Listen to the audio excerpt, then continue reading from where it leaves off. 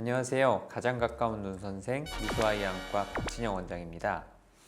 오늘 첫 번째 주제는 백내장의 원인과 증상에 대해서 말씀드리려고 합니다. 백내장이라는 것은 눈 속에 있는 수정체, 카메라로 치면 렌즈에 해당하는 조직인데, 이 수정체의 어떠한 변화, 색의 변화, 혼탁도, 경도의 변화를 통틀어서 말하는 질환입니다. 기본적으로 우리가 알고 있는 백내장의 가장 주된 원인은 노화라고 생각하시면 됩니다. 일정 연령 이상의 모든 사람은 언젠가는 백내장이 온다. 내가 나이가 들었는데 백내장이 없는 사람, 이런 사람은 찾기는 쉽지는 않습니다. 정상 노화 과정의 일부라고 생각할 수 있고, 기본적인 노화 외의 백내장의 발생 원인 중에 당뇨병이 있는 분들이 백내장이 좀 빠르게 발생을 할 수 있고, 젊어서부터 너무 심한 자외선 노출도 백내장을 자극합니다. 또 눈을 직접 다쳤다거나 눈 수술, 안군의 수술이라든가, 어려서부터 아토피가 심해서 스테로이드 약을 오랫동안 복용하거나 스테로이드 약을 사용한 경우, 이런 경우들에서 정상 나이들보다는 좀 빠른 나이에 백내장이 발생할 수 있습니다. 백내장을 분류하는 방법은 크게 두 가지로 백내장의 발생 원인과 혹은 위치에 따른 분류가 있습니다. 하지만 환자분들이 깊게 생각하실 필요는 없을 거라고 생각합니다. 왜냐하면 어떠한 부위에 있는 백내장이든 어떠한 원인에 의해서 생긴 백내장이든 같은 수술적 치료를 택하기 때문에 그에 따라서 증상이 많이 차이가 난다거나 치료 방법이 달라지는 게 아니니까 의학적으로 하기는 한다 정도 생각하시면 될 것 같습니다. 아까 말씀드린 백내장의 위치에 따라서 증상이 조금 세분되기는 하지만, 백내장의 일반적인 증상을 생각하시면 시력이 떨어진다, 침침하다, 눈부시다, 빛번짐이 있다, 이런 정도 증상을 생각하시면 될 것 같습니다.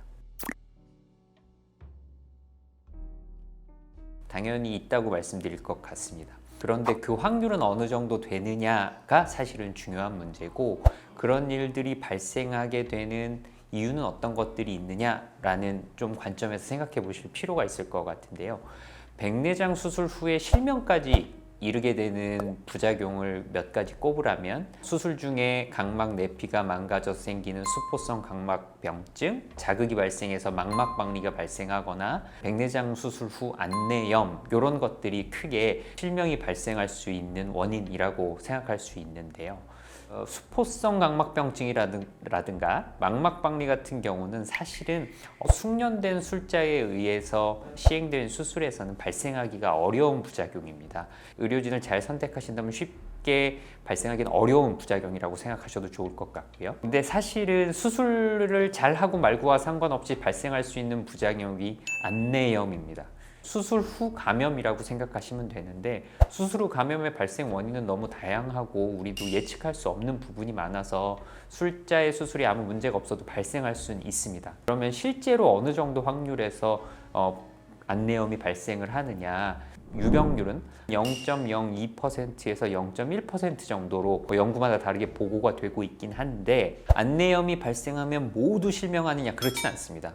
안내염이 생겼어도 수술 후 첫날에 적절한 항생제 주입술, 유리체내 주입술이나 유리체 절제술 같은 걸로 수술 후 부작용을 빠르게 대처한다면 실명까지 가는 확률은 0.0001%까지의 확률이라고 생각하셔도 좋을 것 같습니다.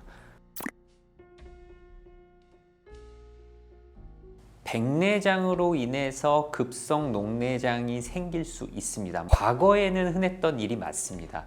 우리가 이제 급성 폐쇄각 녹내장이라고 말하는 특별한 질환이 있는데, 그 질환의 근본 원인은 백내장 때문이라고 여겨지고 있고, 요즘은 근데 대부분의 환자분들이 그런 급성 폐쇄각 녹내장이 오시기 전에 이미 백내장 수술 받으신 경우가 많아서, 급성 폐쇄각 녹내장을 예방하기 위해서라도 적절한 시점에 백내장 수술을 권해드리고 있습니다.